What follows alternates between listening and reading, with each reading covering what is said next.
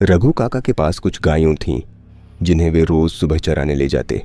भोर होते ही दूध दुहकर थोड़ा सत्तू और गुड़ साथ लेकर वे गांव के बाहर निकल पड़ते। कभी नदी किनारे, कभी सरह, तो कभी जंगलों में घूमते फिरते शाम होते ही वापस लौटते। लेकिन उनके पास एक अजीब आदत थी, वे कभी पानी साथ नहीं रखते। जब प्यास लगती तो लाठी से महुए या आम के पत्ते तोड़कर गमछे की मदद से कुएं से पानी निकालते। इसे वे झोंझ कहते थे। एक दिन रघु काका बीमार पड़ गए। 2 दिन हो गए, गायों भूखी प्यासी खूंटे पर खड़ी रंभा रही थीं। कुछ ने तो अपने पगे भी तोड़ डाले। आखिरकार मजबूर होकर रघु काका ने अपने भांजे सूरज को ससुराल से बुलवा लिया। दोस्तों, कहानी शुरू करने से पहले मुझे आपसे एक छोटी सी रिक्वेस्ट है कि अगर आप लोग मेरे चैनल पर नए हैं तो मेरे चैनल को सब्सक्राइब करें और मेरी वीडियो को लाइक करें। तो चलिए दोस्तों, बिना समय बर्बाद किए कहानी शुरू करते हैं। सूरज 16-17 साल का किशोर था, तेज तर्रार और समझदार। वह पढ़ाई में भी अच्छा था, इसलिए किताबें साथ लेकर ही गायें चराने जाता। तीसरे दिन वह पहली बार अपने मामा की जगह जंगल की ओर निकला। जंगल ज्यादा घना नहीं था, लेकिन वहां झाड़ियां बहुत थीं। दोपहर ढल रही थी और सूरज को प्यास लगने लगी। पानी की तलाश में वह इधर उधर भटकने लगा। तभी उसे एक पुराना कुआं दिखाई पड़ा। कुएं का जगत नया लग रहा था, जैसे किसी ने हाल ही में ईंटों से पक्का करवाया हो। सूरज ने अपने गमछे से झोंझ बनाकर कुएं में डाला, लेकिन पानी तक नहीं पहुंच सका। उसने कई तरकीबें आजमाई, पर कुछ काम नहीं आया। थककर वह कुएं की जगत पर बैठ गया। तभी अचानक उसे पायल की मध्यम छनछनाहट सुनाई दी। उसने पीछे मुड़कर देखा, एक किशोरी उसकी ओर बढ़ रही थी। वह इतनी सुंदर थी कि उसे देखते ही सूरज मंत्रमुग्ध रह गया। उसकी आंखों में एक अजीब सा आकर्षण था, जैसे किसी सम्मोहन में जकड़ ले। किशोरी मुस्कुराई। प्यासे हो? सूरज ने बिना कुछ कहे सिर हिला दिया। वह कुछ और सोच पाता, इससे पहले ही वह लड़की कुएं की ओर बढ़ी। उसने दोनों हथेलियों को मिलाकर अंजलि बनाई, कुएं में झुकी और पानी भर लिया। फिर सूरज के सामने बढ़ाया। सूरज ने अपने हाथों को आगे किया और उसने पानी उंडेलना शुरू कर दिया। लेकिन अजीब बात थी, लड़की की अंजलि का पानी खत्म ही नहीं हो रहा था। मोहन जितना पीता उतना ही पानी बहता जाता। आधे घंटे तक यह सिलसिला चलता रहा। अचानक लड़की बोली, और पिलाऊं? सूरज ने झटपट सिर हिला दिया। लड़की मुस्कुराई। अब मैं चलूं? सूरज ने फिर से सिर हिला दिया और अगली ही पल वह लड़की हवा में विलीन हो गई। घर पहुंचकर सूरज बहुत खुश था, लेकिन जब रात हुई तो वह बेचैन हो उठा। खाट पर करवटें बदलते हुए अचानक एक भयानक एहसास ने उसे जकड़ लिया। वह कुएं से हाथ से पानी कैसे निकाल रही थी और उसकी अंजलि का पानी खत्म क्यों नहीं हो रहा था? उसका गला सूख गया। उसने झटपट माचिस से डिबरी जलाई। हल्की रोशनी में उसका चेहरा पसीने से तर था। वह बुदबुदाया, वह कोई लड़की नहीं थी, वह तो भूतनी थी। डर से पूरी रात उसने आंखें नहीं बंद की। अगले दिन सूरज ने तय किया कि अब उस जंगल में नहीं जाएगा, लेकिन न जाने क्यों वह लड़की उसके ख्यालों से जाती ही नहीं थी। उसके शरारती चेहरे, मीठी मुस्कान और सम्मोहक आंखों की छवि बार बार उसकी आंखों के सामने घूमने लगी। गायम चराने के बाद सूरज एक आम के पेड़ के नीचे बैठा था। तभी उसे महसूस हुआ कि कोई उसकी जुल्फों में उंगलियां फेर रहा है। उसने घबराकर इधर उधर देखा, लेकिन वहां कोई नहीं था। तभी हवा तेज हुई और हवा के झोंके के बीच वही जानी पहचानी छवि उभरी। लड़की उसकी ओर देखकर मुस्कुरा रही थी। उसने धीरे से कहा, कोई अपनों से डरता है, मैं तुम्हें डराने नहीं, अपना बनाने आई हूं। अब सूरज का डर धीरे धीरे कम होने लगा। वे घंटों बातें करते। लड़की उसे अपने लोक की कहानियां सुनाती और सूरज उसे अपनी दुनिया के किस्से बताता। एक रात जब सूरज उस भूतनी से मिलने गया तो उसने उससे सीधे पूछ लिया, तुम कौन हो? लड़की ने गहरी सांस ली और धीरे से कहा, मैं उस कुएं की आत्मा हूं। बहुत साल पहले इस कुएं में किसी ने मुझे धक्का दे दिया था। अब मैं यहां बंधी हुई हूं। सूरज सन्न रह गया। लड़की की आंखों में दर्द था, लेकिन उसमें एक अनोखी कोमलता भी थी।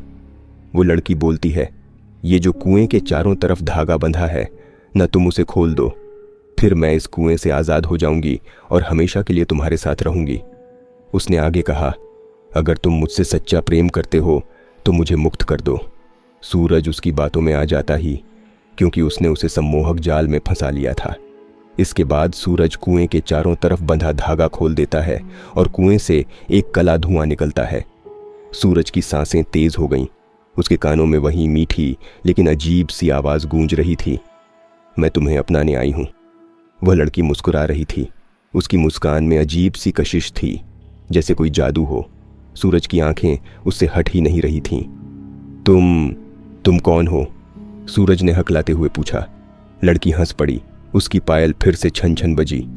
तुम्हें सच में जानना है? सूरज ने धीरे से सिर हिला दिया। लड़की ने एक लंबी सांस ली। उसकी आंखों में एक गहरी उदासी तैर गई। मेरा नाम चंपा है। चंपा? सूरज ने दोहराया। लेकिन तुम यहां जंगल में अकेली क्यों घूमती हो? चंपा कुछ देर चुप रही, फिर धीरे से बोली, क्योंकि मेरा घर अब यही है। मतलब? सूरज का गला सूख गया। चंपा ने सूरज की ओर देखा और उसकी आंखों में आंसू आ गए। कई साल पहले मैं इस गांव में ही रहती थी। मेरी शादी तय हो चुकी थी, लेकिन वह रुकी। उसकी आवाज कांपने लगी। सूरज मंत्रमुग्ध सा सुन रहा था, लेकिन मेरी किस्मत में सुहागन बनना नहीं लिखा था। मेरी शादी से कुछ दिन पहले मैं इसी जंगल से होकर जा रही थी जब। उसने गहरी सांस ली और फिर आगे बोली, कुछ लुटेरों ने मुझे पकड़ लिया। मैंने भागने की कोशिश की, लेकिन वो मुझे खींचकर इसी कुएं तक ले आए। मैंने उनसे रहम की भीख मांगी, लेकिन वो निर्दयी थे। सूरज के रोंगटे खड़े हो गए। जब मैंने आखिरी बार आसमान की तरफ देखा तो चांद की रोशनी बहुत तेज थी, और फिर उन्होंने मुझे इस कुएं में धक्का दे दिया। सूरज का पूरा शरीर सुन्न पड़ गया। उसने कुएं की तरफ देखा, जैसे वहां कुछ खोज रहा हो। उसकी आंखों के सामने वो दृश्य चलने लगा। एक मासूम लड़की सफेद साड़ी में डर के मारे चीखती हुई और फिर कुएं में गिर जाती है। सूरज ने कांपते हुए पूछा, और फिर? चंपा हल्के से मुस्कुराई। फिर कुछ नहीं, मैं अब भी यही हूं। सूरज को महसूस हुआ कि हवा अचानक ठंडी हो गई थी। जंगल की पत्तियां अब भी हिल रही थीं, लेकिन उसमें एक अजीब सा डर समाया हुआ था। चंपा धीरे धीरे सूरज के करीब आई। उसकी आंखों में प्यार था, लेकिन वो आंखें अजीब तरीके से चमक रही थीं। मैं कभी किसी से प्यार नहीं कर पाई सूरज, लेकिन अब मैं तुम्हें अपना मान चुकी हूं। सूरज की धड़कनें तेज हो गईं। उसे नहीं समझ आ रहा था कि क्या करे, भागे या वहीं खड़ा रहे। चंपा ने धीरे से अपना हाथ बढ़ाया। मुझसे डरते हो? सूरज कुछ नहीं बोल पाया। चंपा के चेहरे पर हल्की उदासी छा गई। अगर डरते हो तो मैं चली जाती हूं, लेकिन एक बार अपनी आंखें बंद करो और महसूस करो कि मेरा प्यार सच्चा है या नहीं। सूरज को न जाने क्या हुआ, उसने धीरे से अपनी आंखें बंद कर लीं। अगले ही पल उसने महसूस किया कि कोई उसकी उंगलियों को हल्के से छू रहा है। वो स्पर्श ठंडा था, लेकिन उसमें एक अजीब सी मिठास थी। फिर अचानक एक ठंडी हवा चली और सूरज के कानों में एक आवाज आई, अब मैं तुम्हारी हूं। सूरज ने झट से आंखें खोल दी। चंपा वहां नहीं थी। सूरज हक्का बक्का इधर उधर देखने लगा। चारों तरफ सिर्फ जंगल था। सूखे पत्तों की सरसराहट थी और कुएं के अंदर से आती हल्की गूंज। उसकी सांसें तेज हो गईं। उसे समझ नहीं आ रहा था कि यह सच था या सपना, लेकिन तभी उसने अपनी हथेली देखी। उसकी उंगलियों पर किसी के हाथों की हल्की नमी बाकी थी, जैसे अभी अभी किसी ने उसे छुआ हो। सूरज धीरे धीरे अपने गांव लौटा। उसका मन उलझन में था। क्या वो इस प्यार को कबूल कर सकता है? क्या ये सच में प्यार था या कोई छलावा? रात को जब उसने आंखें बंद की तो उसे वही आवाज सुनाई दी, अब मैं तुम्हारी हूं सूरज। क्या सूरज इस अनजाने अलौकिक प्रेम को स्वीकार करेगा या उसे इस प्यार की भारी कीमत चुकानी पड़ेगी? सूरज की आंखों में नींद थी, लेकिन मन में हलचल। कमरे में अंधेरा था। सिर्फ ढेबरी की मध्यम लौ टिमटिमा रही थी। बाहर से हल्की हवा आ रही थी, लेकिन सूरज को अजीब सी ठंड महसूस हो रही थी। अब मैं तुम्हारी हूं सूरज। वही आवाज, वही जादू भरी मिठास, लेकिन इस बार उसमें कुछ और था। एक सिहरन, एक रहस्य और कहीं न कहीं एक खौफ। सूरज घबराकर उठ बैठा। उसकी सांसें तेज हो गई थीं। कमरे में कुछ नहीं था, लेकिन उसे लग रहा था कि कोई उसे देख रहा है। वह खाट से उतरकर पानी पीने के लिए लोटे की तरफ बढ़ा। जैसे ही उसने लोटा उठाया, ठंडा पानी उसके हाथों से छलक कर जमीन पर गिर पड़ा और तभी उसने देखा एक परछाई दरवाजे के पास खड़ी थी। सूरज का गला सूख गया। उसने धीरे से पूछा, कौन है? कोई जवाब नहीं, सिर्फ हवा का सरसराना और रात की रहस्यमय खामोशी। सूरज ने हिम्मत जुटाई और धीरे धीरे दरवाजे की ओर बढ़ा। जैसे ही उसने हाथ बढ़ाकर दरवाजा खोला, कुछ भी नहीं था, बस सन्नाटा। लेकिन तभी उसकी नजर जमीन पर पड़ी। दरवाजे के ठीक सामने मिट्टी पर किसी के पैरों के निशान थे, छोटे, नाजुक और नंगे। चंपा। सूरज के पूरे शरीर में एक झुरझुरी दौड़ गई। अगले दिन सूरज ने मन ही मन ठान लिया कि वह चंपा से इस रहस्य का पता लगाएगा। शाम होते ही वह गायों को लेकर उसी जंगल की ओर निकल पड़ा जहां पहली बार उसकी मुलाकात चंपा से हुई थी। जंगल में पहुंचते ही माहौल अजीब हो गया। हवा में हल्की नमी थी, लेकिन माहौल ठंडा था। ऐसा लग रहा था जैसे वहां कोई अदृश्य ताकत थी जो सूरज को रोक रही थी। फिर छम छम छम छम, वही जानी पहचानी पायल की आवाज। सूरज ने तेजी से पलटकर देखा। वो खड़ी थी, चंपा, लेकिन इस बार वो बदली बदली लग रही थी। उसका चेहरा जर्द था, आंखें और गहरी और चमकदार, होंठों पर हल्की सी मुस्कान, लेकिन उसमें कुछ रहस्यमय था, जैसे कोई बड़ा राज छिपा हो। सूरज ने हिम्मत करके पूछा, चंपा, तुम कौन हो? तुम इंसान हो या कुछ और? चंपा ने हल्का सा सिर झुका लिया, फिर एक गहरी सांस लेते हुए बोली, मैंने तुमसे कभी झूठ नहीं कहा सूरज। मैं बस एक अधूरी आत्मा हूं जिसे अब मुक्ति चाहिए। मुक्ति? लेकिन कैसे? सूरज का दिल जोर से धड़का। चंपा ने उसकी ओर देखा। उसकी आंखों में इस बार प्यार नहीं, दर्द था। अगर कोई मुझसे सच्चा प्रेम करे तो मैं मुक्त हो सकती हूं। सूरज चौंक गया। मतलब? चंपा की आंखें गहरी हो गईं। उसकी आवाज अचानक भारी लगने लगी। मतलब यह कि अगर तुम मेरे साथ हमेशा के लिए रहो, इस दुनिया को छोड़कर, तो मैं मुक्त हो सकती हूं। सूरज के रोंगटे खड़े हो गए। मतलब मैं भी मर जाऊं? चंपा मुस्कुरा दी। नहीं सूरज, इसे मौत मत समझो, इसे प्यार समझो, अमर प्यार। सूरज के पैरों तले जमीन खिसक गई। वह अब समझ चुका था कि यह प्यार नहीं बल्कि कुछ और था। सूरज के दिल और दिमाग की लड़ाई शुरू हो गई। एक तरफ चंपा की खूबसूरती, उसकी यादें, उसकी मीठी बातें थीं। दूसरी तरफ मौत की परछाई। वह क्या करे? क्या सूरज इस अलौकिक प्रेम को स्वीकार कर लेगा या फिर इस रहस्यमय प्यार से बचकर भागेगा? सूरज की सांसें तेज थीं, दिल जोर जोर से धड़क रहा था। जंगल की हवा अचानक भारी हो गई थी, जैसे कोई अदृश्य ताकत चारों ओर मंडरा रही हो। चंपा की आंखें गहरी, चमकदार और अजीब सी थीं, मानो उसमें कोई रहस्य छुपा हो, कोई अनकही दास्तान। तो सूरज, क्या तुम मेरे साथ चलोगे? चंपा ने अपनी मोहक मुस्कान के साथ पूछा। सूरज ने अपनी सूखी हुई जीभ को घूंट के साथ गले में उतारा। वह समझ नहीं पा रहा था कि यह प्यार है या मौत का बुलावा। सूरज ने हिम्मत करके पूछा, तुम सच में कौन हो चंपा? तुम इंसान नहीं हो, है ना? चंपा हल्का सा मुस्कुराई, लेकिन इस बार उसकी मुस्कान में कोई नरमी नहीं थी, बल्कि कुछ डरावना था। अचानक उसकी आंखों का रंग बदलने लगा, कभी लाल, कभी काला। हवा तेज हो गई। जंगल में खड़े सूखे पत्ते भंवर की तरह उड़ने लगे। मैं वही हूं जिससे तुम दूर भाग नहीं सकते। मैं वो हूं जिसे तुमने अपना दिल दे दिया, और मैं वो भी हूं जो अब तुम्हारी आत्मा की हकदार है। चंपा की आवाज बदलने लगी, कभी मीठी, कभी गहरी और डरावनी। सूरज के कदम पीछे हटने लगे, लेकिन जैसे ही उसने मुड़कर भागना चाहा, उसने देखा कि उसके चारों तरफ सफेद धुआं गिरने लगा था। अब तुम मेरे बिना नहीं जा सकते सूरज। सूरज का शरीर अचानक भारी महसूस होने लगा, जैसे किसी ने उसे जकड़ लिया हो। उसने देखा चंपा के चेहरे पर एक खौफनाक बदलाव आ चुका था। उसकी मुस्कान अब डरावनी थी, आंखों के नीचे गहरे काले गड्ढे उभर आए थे और उसकी उंगलियां नुकीली होती जा रही थीं। अब तुम्हें मेरे साथ चलना होगा, हमेशा के लिए। सूरज को लगा कि अगर वह यहाँ एक पल भी और रुका तो उसकी जान नहीं बचेगी। उसने पूरी ताकत से खुद को उस अदृश्य पकड़ से छुड़ाने की कोशिश की और भागने लगा। लेकिन जंगल की पगडंडी अब वैसी नहीं थी जैसी पहले थी। वह घूमती जा रही थी, जैसे एक अंतहीन भूल भुलैया बन चुकी हो। हर दिशा में सिर्फ धुंध और अंधेरा। और फिर छम छम छम। चंपा की पायल की आवाज हर तरफ गूंज रही थी। सूरज ने मुड़कर देखा, वह पीछे नहीं थी, वह उसके ठीक सामने खड़ी थी। अब भाग नहीं सकते सूरज। चंपा की आवाज गहरी और भयानक थी। सूरज का पूरा शरीर बेजान हो गया। उसे महसूस हुआ कि उसका शरीर हल्का होने लगा है, जैसे कोई उसकी आत्मा खींच रहा हो। उसके कानों में तेज गूंज उठी, मुझे मुक्ति चाहिए सूरज, तुम्हारे बिना नहीं। आसमान में बादल गरजने लगे, हवा भयानक चीखों में बदल गई।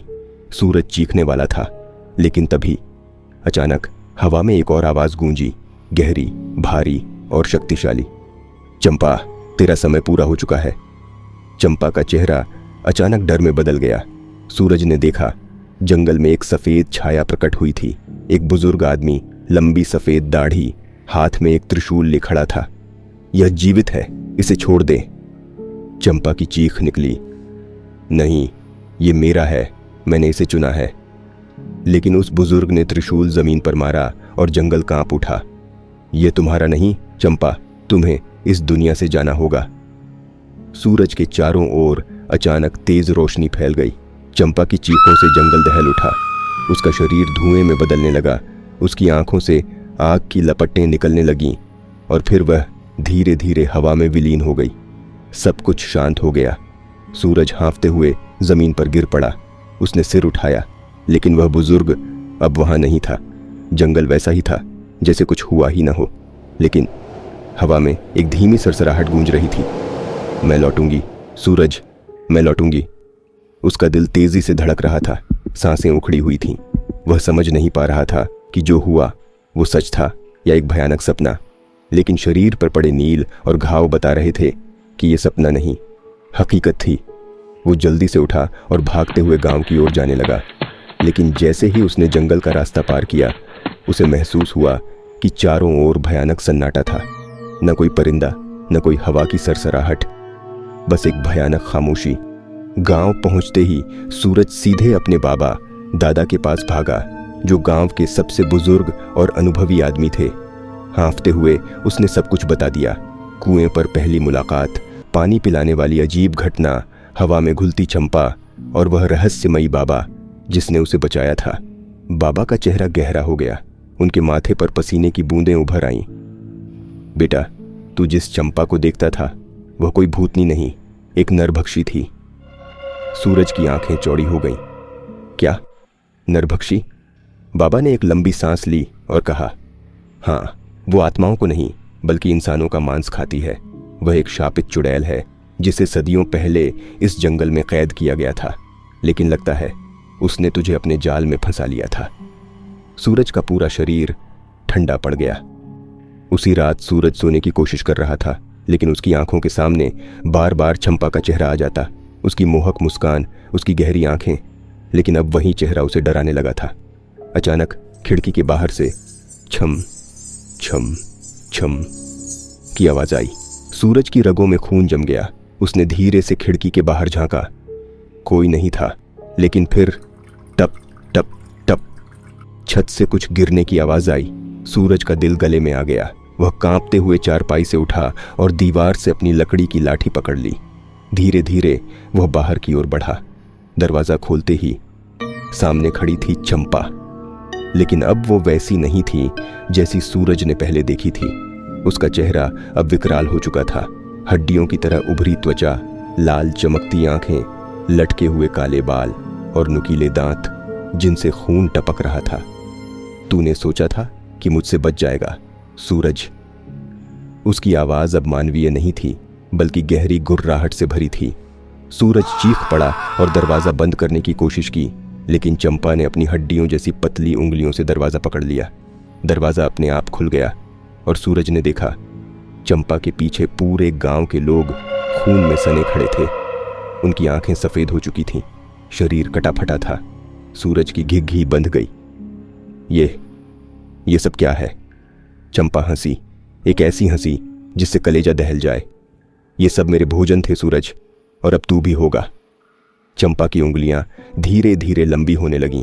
उसके नाखून नुकीले और लोहे जैसे कठोर हो गए। सूरज को महसूस हुआ कि उसकी टांगें कांप रही हैं, शरीर हिल भी नहीं पा रहा। तभी गांव के मंदिर की घंटियां तेजी से बजने लगीं। चंपा अचानक पीछे हटने लगी। उसकी आंखों में गुस्सा था, लेकिन वह जैसे बेबस हो रही थी। मंदिर के पुजारी ने आकर पवित्र जल सूरज पर छिड़का। चंपा चीख पड़ी, नहीं, मुझे फिर से कैद मत करो। पुजारी ने मंत्र पढ़ना शुरू किया और चंपा का शरीर जलने लगा। उसके हाथ पैर झुलसने लगे। उसकी चीखें पूरी रात जंगल में गूंजती रहीं। अंत में वह काले धुएं में बदलकर जंगल की ओर उड़ गई। सब कुछ शांत हो गया। लेकिन क्या यह अंत है? सूरज अभी भी कांप रहा था। पुजारी ने उसकी पीठ थपथपाई और कहा, बेटा, तू बच गया, लेकिन याद रखना, ये शैतान कभी मरते नहीं। जब तक कोई नया शिकार नहीं मिलेगा, वह फिर लौटेगी। सूरज की आंखों में डर था, लेकिन अब वह जान चुका था कि जो उसने प्यार समझा था वह असल में एक मौत का जाल था। सूरज अब पहले जैसा नहीं रहा था। वह अकेले में बैठता, कम बोलता और रात को अक्सर डर कर उठ जाता। उसकी आंखों में हमेशा एक अजीब सा खौफ बना रहता था। कुछ महीने बीत गए। सूरज ने खुद को व्यस्त रखने के लिए पास के शहर में नौकरी पकड़ ली। वहां उसकी मुलाकात एक नई लड़की से हुई, नीला। नीला बहुत ही हंसमुख और समझदार लड़की थी। धीरे धीरे सूरज और नीला के बीच नज़दीकियां बढ़ने लगीं। सूरज को लगने लगा कि अब वह अपने अतीत के डर से बाहर आ रहा है। एक दिन नीला ने सूरज को अपने गांव आने का न्योता दिया। वह बहुत खुश थी और चाहती थी कि सूरज उसके परिवार से मिले। रात का समय था। सूरज और नीला एक बस में सफर कर रहे थे। चारों ओर घना जंगल था और चांदनी हल्की हल्की चमक रही थी। बस में ज्यादा लोग नहीं थे। सूरज खिड़की से बाहर देख रहा था। तभी छम छम छम, वही जानी पहचानी आवाज। उसका खून जम गया। उसने झट से खिड़की से बाहर झांका। सड़क के किनारे एक औरत खड़ी थी, लंबे बाल, सफेद साड़ी और उसकी आंखें लाल। सूरज की सांस अटक गई। नहीं, ये नहीं हो सकता। लेकिन तभी वह औरत मुस्कुराई। मुझे भूले तो नहीं सूरज? सूरज ने झट से अपनी आंखें बंद कर लीं। उसका दिल जोर जोर से धड़क रहा था। क्या हुआ? नीला ने पूछा। कुछ नहीं, बस थोड़ी थकान लग रही है, सूरज ने मुश्किल से जवाब दिया। बस थोड़ी दूर और चली, लेकिन सूरज को लग रहा था कि कोई लगातार उसे घूर रहा है। उसने धीरे से अपनी सीट के पास नीचे देखा। बस की जमीन के नीचे से एक काला हड्डियों जैसा हाथ बाहर निकल रहा था। सूरज की चीख निकलते निकलते रह गई। उसने जल्दी से पैर ऊपर कर लिए। बस अचानक झटके से रुक गई। ड्राइवर ने चिल्लाकर कहा, अरे, ये कौन बीच सड़क पर आ गया? सूरज ने देखा, सड़क के बीचों बीच वही सफेद साड़ी वाली परछाई खड़ी थी। ड्राइवर और कुछ लोग उतरकर देखने गए, लेकिन जैसे ही उन्होंने उस औरत को छूने की कोशिश की, उनकी चीखें गूंज उठीं। कुछ ही पलों में वे सब जमीन पर गिर गए। उनके शरीर काले और सूख चुके थे, जैसे किसी ने उनका पूरा खून चूस लिया हो। बस में बैठे लोगों में अफरा तफरी मच गई। कुछ लोग दरवाजे की ओर भागने लगे, लेकिन बस का दरवाजा खुद ब खुद बंद हो गया। सूरज ने नीला का हाथ पकड़ा और चिल्लाया, नीला, भागो! लेकिन नीला ने उसकी ओर देखा और मुस्कुरा दी। वही जानी पहचानी मुस्कान। सूरज के पूरे शरीर में सिहरन दौड़ गई। नहीं, नीला। नीला ने धीरे से कहा, मैंने कहा था ना सूरज, मैं लौटूंगी। और देखते ही देखते नीला का चेहरा बदलने लगा। वही लंबी हड्डियों जैसी उंगलियां, लाल चमकती आंखें और खून से सने दांत।